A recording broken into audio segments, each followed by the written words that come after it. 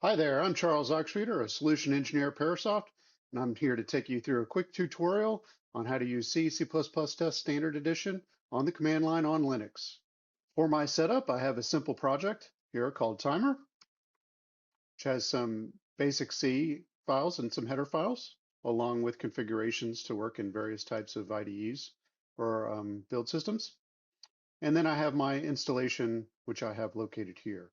Now I do have this folder as well as the bin folder on my path so that I don't have to type that. But if you don't have it on your path, you can always just use the absolute path to CPP test CLI and any of the binaries that we use under the bin directory. Let's start with a simple CMake project. In order to get CMake to work, we do need the compile commands.json file, which can be configured in your CMake list.txt. And all you need to do is make sure that this line exists that turns on your export compile commands. That can be set to 1 or on. And then once that's done and you do a configuration for CMake,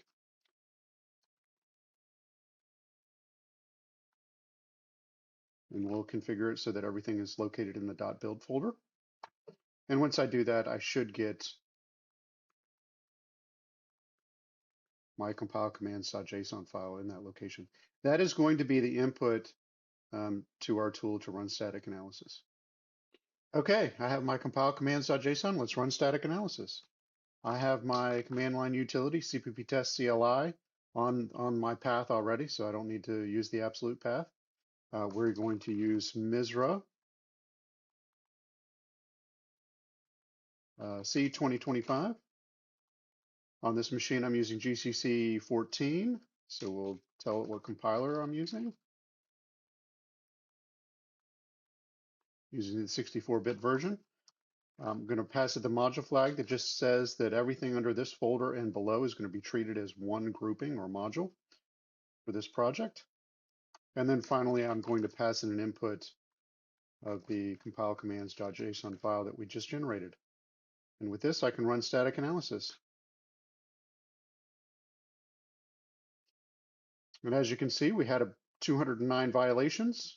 We generated a report.xml file in a reports folder under here. Here. And within there, we have an HTML file as well that you can view with your web browser. Okay, for running static analysis, there is a couple flags that I wanted to go over, particularly the config and the -compiler flags. Having to know this off the top of your head is probably unreasonable, as well as knowing which compiler and the acronym that Parasoft requires is also something that you probably won't know off the top of your head. The good news is we do provide a command line utility to see what's available for both.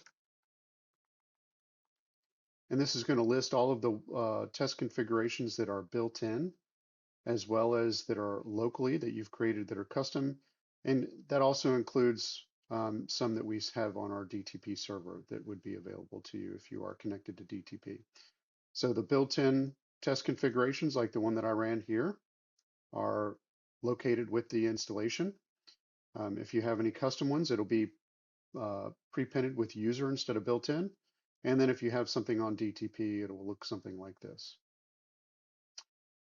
In order to find out what the compiler acronym is for your compiler, all we need to do is run CPP test CLI list compilers, and this will show all the different compilers that we support and their corresponding acronym.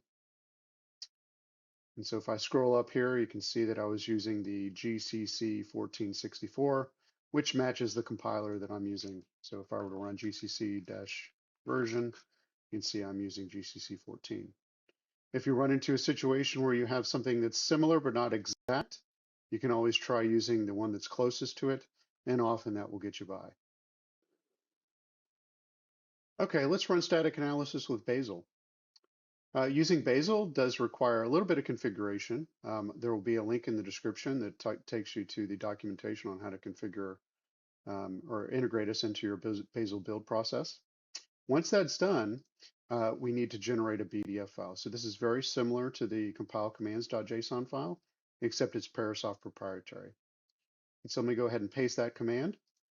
And just to quick thing. It's just going to tell us that we're gonna specify to Bazel that we're going to generate a BDF. We are going to give it a target, and so in this case, in my Bazel target is timer. I do pass it the compiler configuration as well, and then I'm just going to give it a project name that I can call whatever I want. When I do run this command, it is going to create a BDF file with this as the name of the file. So let's go ahead and run that. And now if I do a list here, you'll see that I do have now this timer.bdf file. And now my command to run static analysis is identical to when we ran CMake, except the input is going to be a little different. So let's go to my command. Instead of compile commands, I'm just going to pass it timer.bdf. And now I can run analysis.